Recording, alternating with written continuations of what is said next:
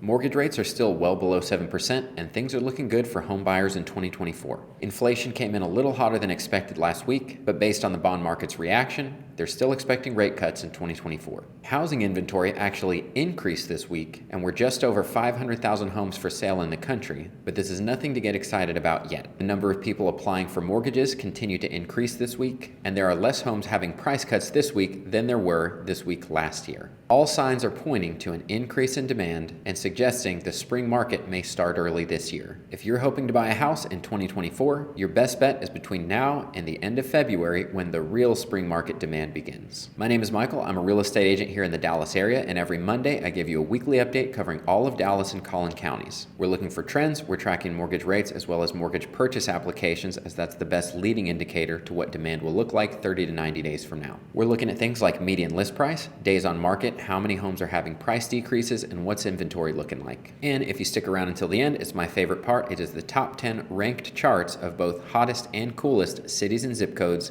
in Dallas and Collin County. If this sounds like something you're into, make sure to subscribe. And if you're looking to move in the Dallas area, whether it's next week or next year, I'd love to connect. I've helped every one of these yellow dots find their little piece of Texas, and I'd love to help you too. Just call, text, or shoot me an email. All that is in the description below. Okay, today is January 15th. Let's see what the data is telling us. And if this is an old video, you can click the playlist here to see the latest weekly market update. First up is market news. Inflation data came in a little hotter than expected on Thursday, but as I said, looking at the bond market's reaction, we're still in for some rate cuts in 2024. Also, keep in mind, jobless claims are still historically low. And on the inflation news, the 2-year yield, which is more closely tied to the federal funds rate than the 10-year, dropped more noticeably. Straight from BLS, the CPI increased 0.3% in December, after rising just 0.1% in November. And over the last 12 months, all items indexed increased 3.4% before seasonal adjustments. So technically, the headline and core inflation prints were hotter than expected, and a big part of this is just that rents are still lagging behind. If you look at this chart we covered last week, you can see clearly the CPI, the shelter component. Now, you have to understand this makes up 44.4% of inflation, and this is just rents. But you can see we're clearly in a downtrend. We're just lagging way behind. And I've talked about this before, but the shelter component of housing lags way behind because people are typically locked into their leases for a minimum of 1 year. So at minimum, the data is lagging 1 year behind the reality of the market today. So it's not until those people who sign their lease re-sign new leases at a new rate that that shelter component will drop. Because remember, the shelter component of inflation is only based on rents, not on housing prices or home sales at all, just rents. So why do I still think the Fed will cut rates? Simply put, they way overhiked in the first place. And the federal funds rate is still much higher than the growth rate of inflation. And this is true whether you look at a 3-month, a 6-month, or a 12-month chart. But you don't have to take my word for it. You can see it reflected in the bond markets. The clear expectation is that hikes are over and cuts are coming in 2024. Okay, let's move on. Let's start with national housing inventory. This week, we actually saw an increase of 6,080 homes for sale in the country. However, this is nothing to get excited about yet, because in this same week last year, we also had an increase, and what happened next was inventory continued to decline all the way down to April 14th. Historically, inventory should bottom around the end of January or early February, but ever since COVID, the inventory bottom moved into March and has been getting later every year until last year was now the latest at April 14th. But you never know, because at some point we should get back to normal, which would be the end of January. So I doubt this is the inventory bottom, and we won't know for several weeks. But just keep in mind, if we bottom sooner than April 14th, then we're headed in the right direction. Now let's look at new listings data. We officially have more new listings this week than in either of the previous 2 years. That's the red line and this much lighter red line. This is where we're at today. So you can see this week we're above both of those lines at 39,640 new listings. This is great news. No, it's not by a huge margin, but we've got to start somewhere. Our goal for the year is that new listings will just continue to blow these 2 years out of the water. We'll start to get some inventory stacking up on the market so prices stop going through the roof. But yeah, to get to a normal market, we have to be above these 2 lines, and so far, that's where we're starting out. The hope is that rates dropping will bring more sellers into the market, as they'll be able to sell and get into their next home at a more reasonable price. It's way too soon to tell if that's going to happen, but that's the hope. The last thing we're going to cover is nationally the percentage of homes having price decreases. Looking at the national chart, this week we're at 32.2% of homes are having price decreases. This is down from 35.8% this week last year. And this chart for me was the biggest leading indicator all year that we were not going to see a big price crash, because all last year we were seeing less homes having price decreases than the previous year. So that's continuing again this year. If we're going to see price crashes, you're going to start seeing it first here in the number of homes having price decreases going up. And just as a point of reference, in any given year, you could expect about a third of homes having price decreases every week. That would be normal. So we're right around a normal range. And we'll look at all of these stats for the local markets here in a minute. Okay, moving on to mortgage rates. We started the week at a 6.74. We got up to a 6.8, and then on the news of inflation not being that bad, we dropped all the way down to a 6.69. But this is exactly the kind of low volatility that the market needs. We need slow and steady moves. This way, home buyers and home sellers who are looking to buy their next home can have confidence in their ability to make educated decisions. This was impossible for them to do when rates could move 0.5% in a weekend. So a big hope that I have for the market this year is that rates will slow down on their volatility, become much more boring and steady. Now regarding mortgage purchase applications, and again, I see this as demand. If more people are applying for mortgages, that means presumably more people are going to be buying homes in the next 30 to 90 days. So I track the purchase application and I see it as demand. This is the first week we're tracking this year, and that's because typically volume will increase from this week until the first week of May.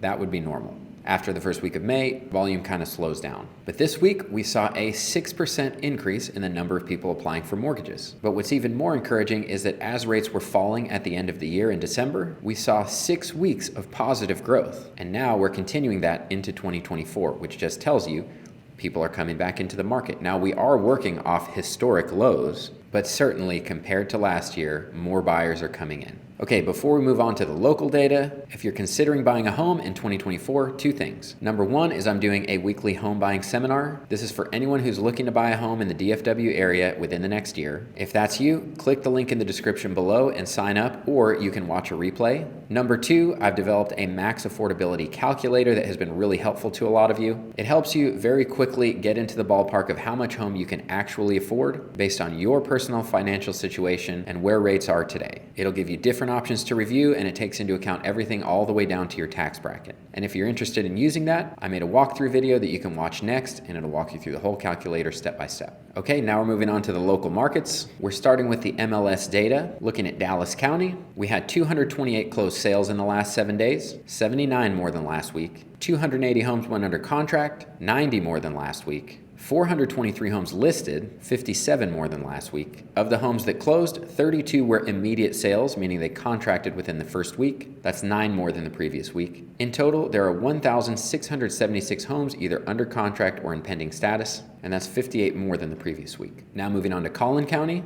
we had 140 closed sales, 33 more than last week. 140 went under contract, 11 less than last week. 319 new listings, 74 more than last week. 28 immediate sales, 4 more than last week. And in total, there are 1,384 homes either under contract or in pending status, and that's 63 more than last week. Okay, moving on to the local housing data, starting with Dallas County. If you watch my videos, you know I use the Market Action Index.